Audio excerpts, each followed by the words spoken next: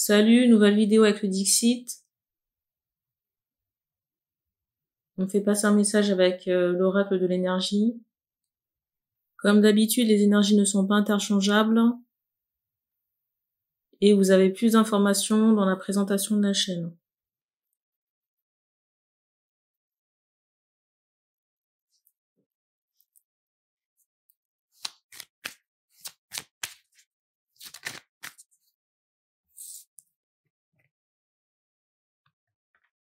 Première carte.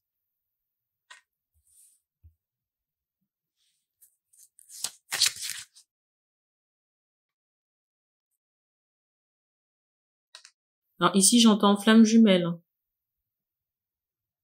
On va parler d'une personne en connexion d'âme. Avec plusieurs âmes sœurs. Il y a au minimum 2 âmes sœurs, voire plus. Ici, on va parler d'une femme en connexion avec plusieurs âmes sœurs. Il y en a au moins 2 ou plus. On montre jusqu'à 5. Et ici, on a affaire à des femmes très connectées sur le plan spirituel. Médiumnité, et il y a aussi cette idée de médiumnité et de manipulation énergétique, énergéticienne.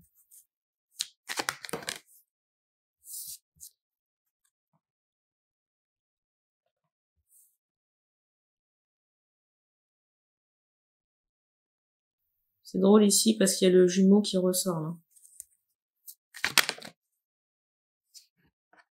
L'une des âmes sœurs.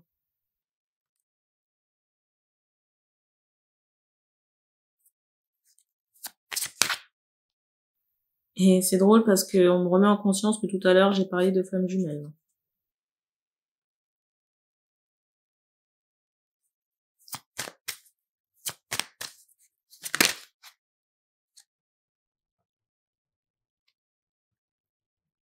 Alors, je ressens la personne, cette flamme jumelle. Alors, je peux pas dire dans le décor, l'énergie est présente, mais il y a cette idée d'équilibre sur le lien. J'ai cette idée d'équilibre sur le lien, mais chacun fait sa vie ici. Je ne ressens pas les deux se regarder, mais en même temps, j'ai pas cette idée que ce soit un problème. J'ai pas non plus cette idée de tristesse, mais plutôt d'équilibre sur un lien. Je ressens ces deux âmes à distance, mais j'ai pas cette idée de déséquilibre. On montre cette idée qu'on a trouvé un équilibre chacun, et que chacun fait sa vie. J'ai vraiment cette idée de guérison accomplie sur les polarités féminines.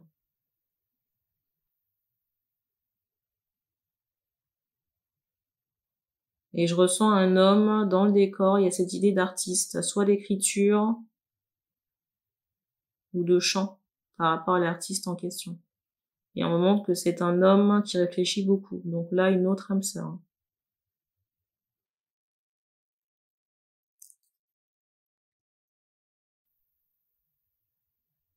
J'ai plutôt ce ressenti que ce deuxième homme vous découvre.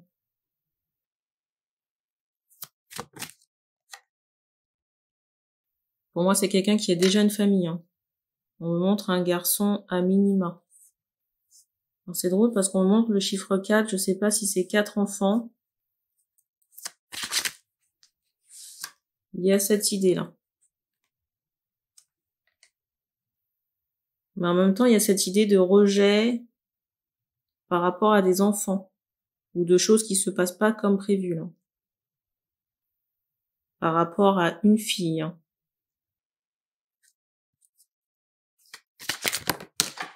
Okay.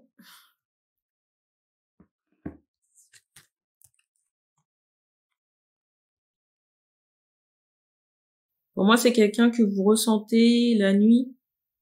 Il y a cette idée de méditation là.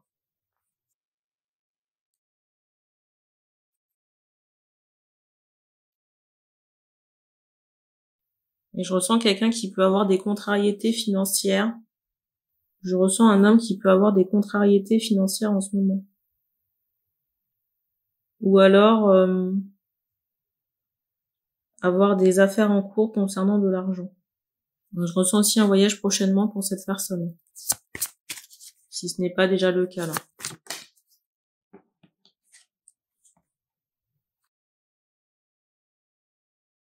Je ressens un voyage prochainement pour régler ses soucis financiers.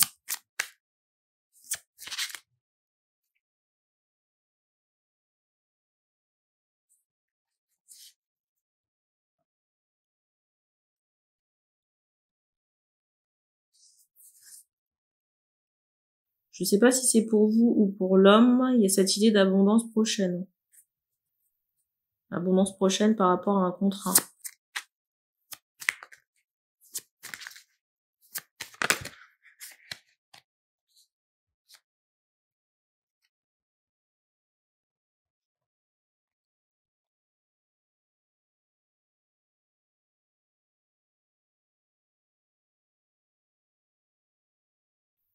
Il y a quand même cette idée de gémilité sur le deuxième lien parce que vous ressortez également comme une femme réfléchie. Par rapport à cet homme réfléchi également. Et je ressens quand même, j'entends ce mot quiétude chez les femmes, donc qui ont achevé leur guérison. Mais il y a quand même cette idée d'attente, de doute, je dirais. Pour moi, ces doutes ou ces questionnements ou cette attente, ça fait suite à des peines de cœur, concernant des vies passées ou sur d'autres liens. Du coup, il y a cette idée de doute par rapport au fait que cette histoire se fasse.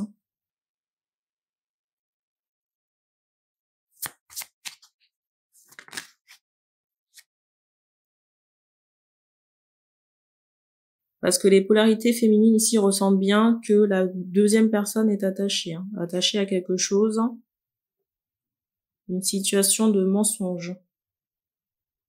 On me montre que chez cet homme-là, c'est comme s'il y avait déjà un lien, une attache qui était effective, et une autre attache encore dans le décor. D'où le doute des femmes, comment on appelle ça? Des polarités féminines concernant la faisabilité ou la mise en place de cette relation. En plus, avec cette carte du dessus, là, je ressens vraiment cet homme dans une indécision. Alors, je ne sais pas s'il a pris sa décision. Mais il y a cette idée de réflexion. Et en même temps, on m'envoie cette idée qu'il va y avoir prochainement un tourbillon ou une grosse casse pour venir désenchaîner cet homme. Ici, là. Vous voyez, tout à l'heure, je vous disais qu'il y avait un lien effectif et un autre dans le décor. Mais pour moi, ce sont des situations de mensonge. Et on insiste très fortement sur le fait que ce sont des attachements. Donc des choses forcées, des choses qui ne sont pas en rapport avec le cœur. Et on me montrait aussi cet aspect financier. Très fortement, là.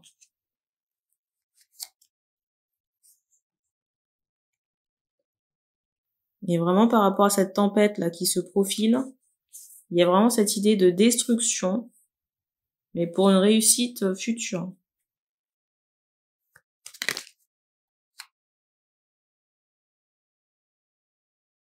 Ça peut générer ici de l'anxiété chez certaines personnes.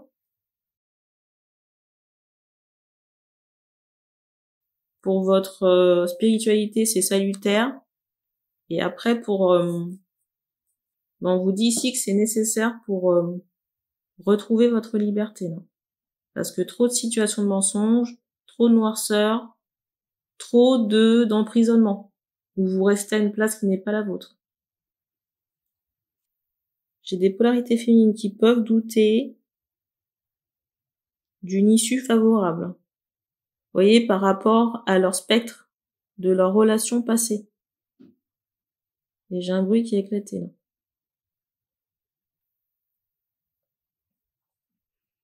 Mais on voit quand même cette idée qu'il y a quelque chose qui se prépare. Je sais pas pourquoi on me montre le chiffre 10.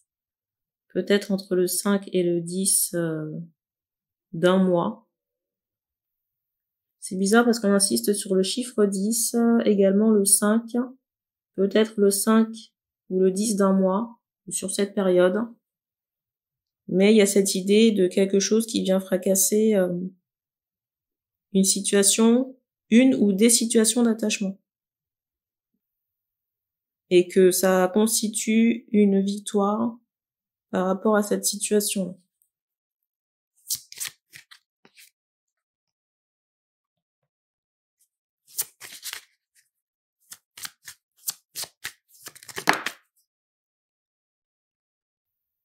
On vous dit de solliciter l'archange Raphaël pour vous aider si vous avez soit des doutes ou des choses à réparer sur le plan du cœur. La carte qui a sauté, c'est celle-ci. Vous voyez, j'ai vraiment ce ressenti de faux semblants, de personnes qui ont pu user de rituels pour arriver à leur fin sur un plan affectif et sexuel. Concernant cette deuxième relation-là, deuxième lien, le deuxième homme.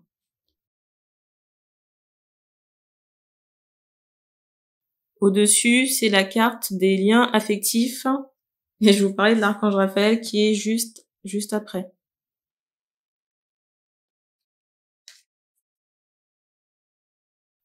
Moi, je trouve ça dingue quand même qu'on attache des gens qui se retrouvent dans des situations de mariage ou de famille, mais leur place n'était pas là-bas, à la base.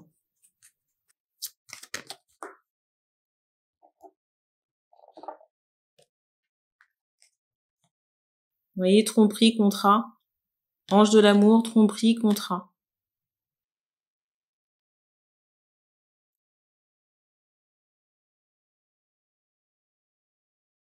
Moi, j'ai l'impression qu'il s'est passé beaucoup de choses cachées, de magouilles, de choses qui ont pu être faites dans le dos, de travaux occultes aussi sur le deuxième homme. L'homme qui peut être sujet à l'anxiété.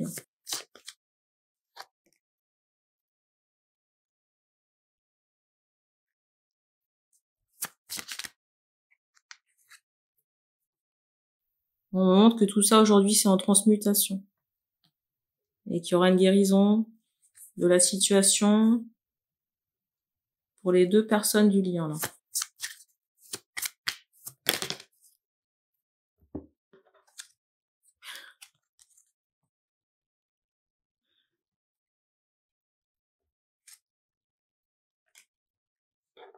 Dans les deux cas, j'ai ce ressenti d'entrave. Dans les deux cas, j'ai cette idée d'entrave où on a pu se retrouver dans des situations bloquantes. La carte qui suit, c'est celle de la guérison, celle qui a débuté la guidance. Pour moi, il y a une vraie transmutation au niveau, j'allais dire du cœur, mais j'entendais chakra racine aussi. Et pour certains, vous pouviez vraiment faire corps avec les attachements ou les travaux occultes qui ont été faits sur vous, certains hommes. Je sais pas pourquoi, mais chez certains hommes, on m'envoie cette idée qu'il y a un trou au niveau de votre troisième œil. En plein milieu de votre front, il y a un trou concernant votre clairvoyance. C'est drôle parce que je vous dis ça en attirant l'attention sur le fait que vous portez un bandeau. Je m'adresse aux personnes qui ont un signe distinctif, soit au front, ou alors qui ont, comment dire, des difficultés peut-être à percevoir certaines choses. Je m'adresse à des personnes qui peuvent avoir des difficultés à percevoir certaines choses ou alors avoir le sentiment de ne pas réceptionner leur guidance ou les messages. Je sais pas comment vous expliquer ça, mais il y a vraiment cette idée de trou. Alors on me montre cette idée de lumière. C'est bizarre, j'entends atome.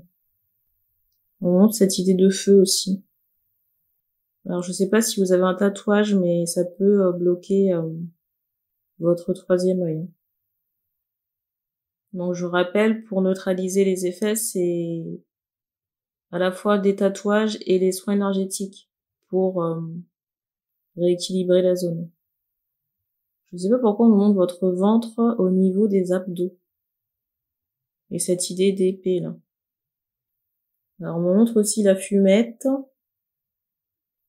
peut-être modérée, d'alcool aussi dans certains cas. Il faut faire attention. Alors pour une libération concernant un contrat ou un mariage, je sais pas, quelque chose qui a une forme juridique, on m'envoie le printemps. Ou alors l'automne, septembre dans certains cas. On me fait comprendre que la dissolution du contrat, ça intervient dans un cadre de famille. Il y a des enfants, j'allais dire en jeu, dans l'équation.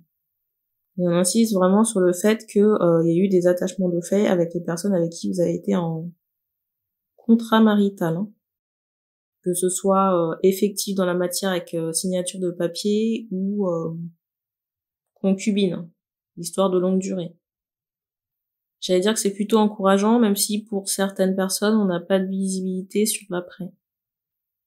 Bon, on vous demande ici de lâcher prise parce qu'il y a certaines choses qui sont en gestation. Et j'ai l'impression que certaines féminines, quand même, le ressentent. On me donne pas plus d'infos. On vous dit de continuer à vous documenter, vous former. Je sais pas pourquoi on me montre une toche blanche. Est-ce qu'il y a des personnes ici qui veulent s'orienter vers le soin? Le soin ou l'aide à la personne, ça peut être une idée, non? Mais il faut travailler sur tout ce qui est vie antérieure, karma, que ce soit le vôtre ou transgénérationnel. Pour retirer les blocages, pour accéder à vos capacités et aussi pour ne pas transmettre d'énergie polluante à vos consultants. Alors quand on a entamé une guérison, il faut faire en sorte après qu'on puisse rester dans des énergies, on va dire, assez hautes. Et pour certaines personnes, on fait comprendre qu'après des retraits de magie noire ou de travaux négatifs, il y a besoin de vous nettoyer.